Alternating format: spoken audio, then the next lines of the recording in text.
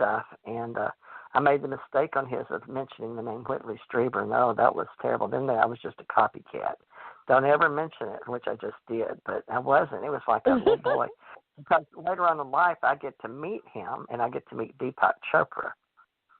So in my mind, I had this connection of somebody like him. But I guess it's because I had seen that show they did about Whitley later on in life when I was in the Navy, and I'd seen that on the little Shirley MacLaine. So I think I was looking for a way to figure out who I was and if there were other people like me. But anyway, so I just know there were some kids on the ship, okay? Or it looked like it was. They looked like kids. Maybe they were little grays. Maybe they're just little kids. I don't know. But I do remember that. I remember there were some adults and some kids. So however our brains figure that. And then I just got off. In my mind's eye, I think I was gone maybe 45 minutes or so because I know I was gone and they started looking for us. And that's when they sent me back because the adults, I don't know how they know them, but they know on the other side of the beam. And sure enough, they sent me back up and the boy and the girl woke up and we went down and the adults were halfway up the sand dune. Where have y'all been? We were looking all over for you, blah, blah, blah. They were yelling and calling our names. You know what it is. The adults are ready to go. It's starting to get sunset. The orange turning orange. And the sky was changing color, right? Because I remember looking back and they were gone. And it's like, where'd they go? It's like, just climb up the dune and they're, whoa, they were gone. So, but anyway, I think I learned something. I think it was very important that I go. I'm like, well, why didn't they just get me like they did in Monroe? But there was something I had to do there. And my uncle working at Los Alamos. So and I don't know because I was young. Well, we're at an hour already. We started off sort of boring with stuff, but we're getting there. So why don't you tell, because mine gets a little boring after this until, certain events happen, benchmarks on my linear timeline. Right. So why don't you tell yours about... I have the period where I think there was nothing happening, but I think there was things happening, but there's a period where they want you to just kind of experience life and live a normal life, quote unquote, right? But there's nothing ever normal about our lives. So let's go back in time with me. I was always aware that I was protected. They would say to me, I would have these communications telepathically. There's nobody there. Didn't see anybody in particular, but it was just like a constant communication. It's like, well, that was a close call. Well, we're always with you. We're always protecting you, and you're hidden, and you're not going to be coming out until it's time, right? And then I would question, like, oh, well, can't we do something different now? Can't we come out with this information? They'd go, no, it's not time yet. We'll tell you when it's time, and we have to keep you hidden, and we have to protect you. So that was one underlying theme. So when I was 4, I was once again out singing nonsense songs to God. I really was fascinated with the concept of God, which I realized wasn't really the biblical God. It was the ETs, right? So it was these beings that were beyond my normal 3D reality existence. And I was always aware of going on ship, being on ship. So when I was 4, I was taken on board the ship, and it was a Vimana, which is the ships that look like a city. So there was a whole city up there. And I was taken into, I had a tour of everything, and I was welcomed back. Like, this is the family. This is where I'm really from. Welcome back. And then I was escorted into this, and I don't remember the beings. It's just like that constant, they're with us and communications. And so I'm led to this theater. It looked like a movie theater. But at 4, I had never gone to a movie theater because my mother, didn't take me. That wasn't appropriate for a young child. I know people take their children now when they're very young, but back then that wasn't something, or at least that's what my mother was conditioning me, like, no, you're too young to go to the movie theater. So when I went into this theater, it was like, wow, this is a theater. And they greeted me, and they wanted me to sit in the front row in the center. So I went there, and it was a perfect distance. And there was a screen that came up, and it showed the Earth blowing up. And I was like shocked. But it wasn't just what was on the screen. And the whole imprint, it was like an imprinting, and I felt it emotionally and spiritually and psychologically. And so when the planet blew up, it went to the core of my being, and I heard everything, and I felt everything, and it was every sense was activated, and then some. And then the scene shifted, and there was another scene, and the planet was still whole, but there was a lot of destruction. So they showed me 12 variables on the theme that were all bad, negative reactions and outcomes. And then they showed me 12 that were positive. And I chose the third one from the end because the very last one was total utopia and there was nothing left to do. And the second to the last was, I show you that potential and take you, like future pace you, and you would go traveling throughout that multiverse, that reality, that timeline. And I felt the next one, the end one, second one, nah. And then I came to the third one from the end on the utopian end of the spectrum. I said, that one, let's take that one. And when I chose it, it was like, oh, you just chose for everybody. I go, what? For all of humankind? Yeah, you chose it. Okay, I didn't know what to do with that, right? I didn't quite believe it, but I went, okay. I wasn't going to argue. And just when I chose, suddenly I was back down in my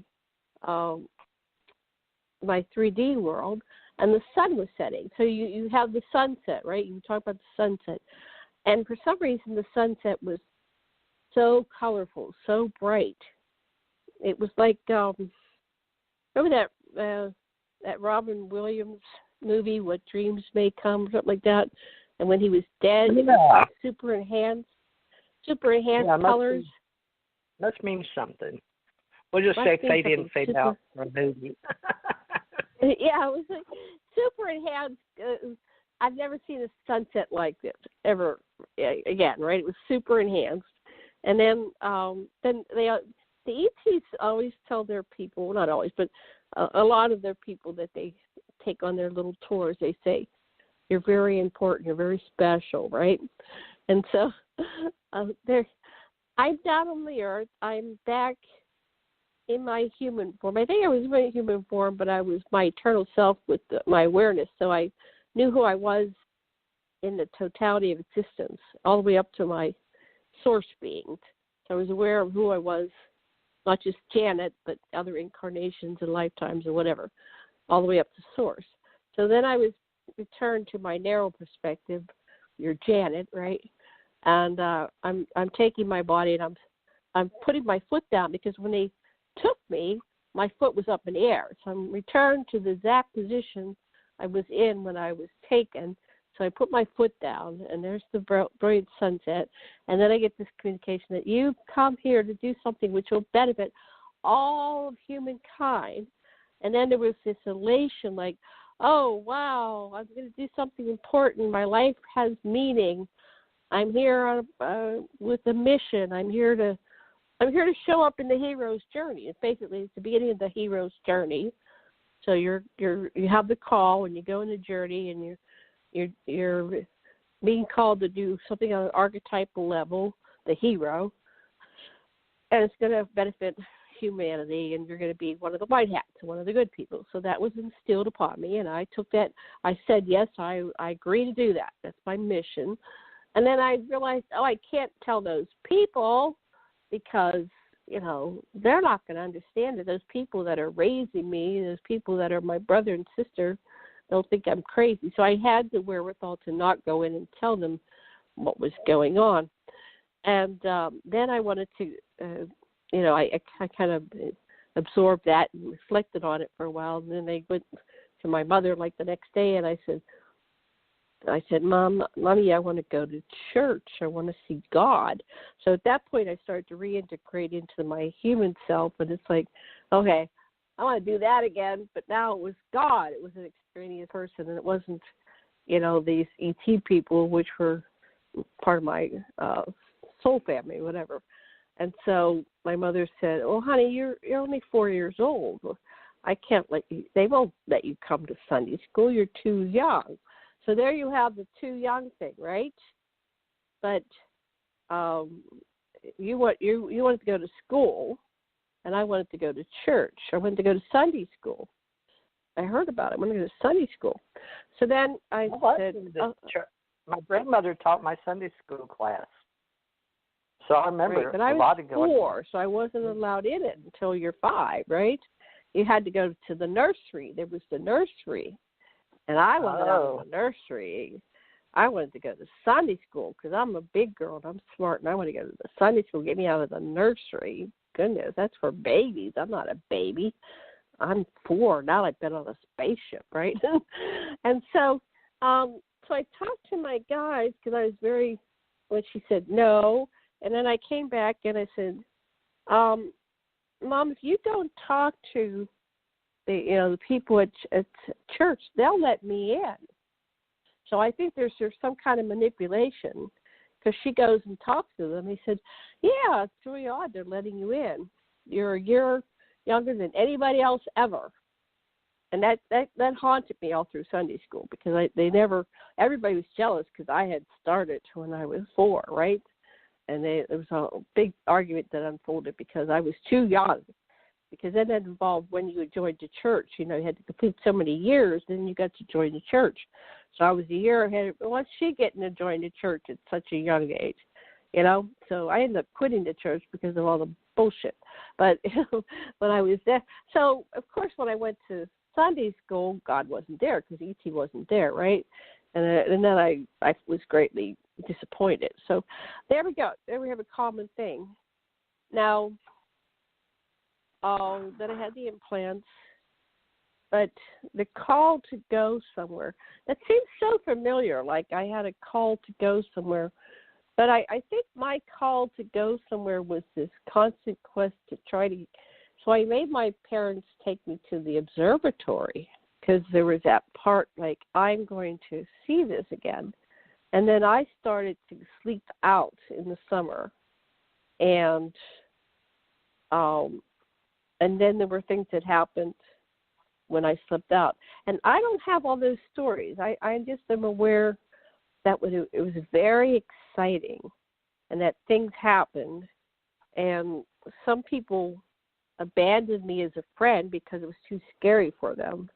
And some people were drawn to me. I know that I did something with my cousin, my older cousin. I had one that was a year older and one was 2 years older.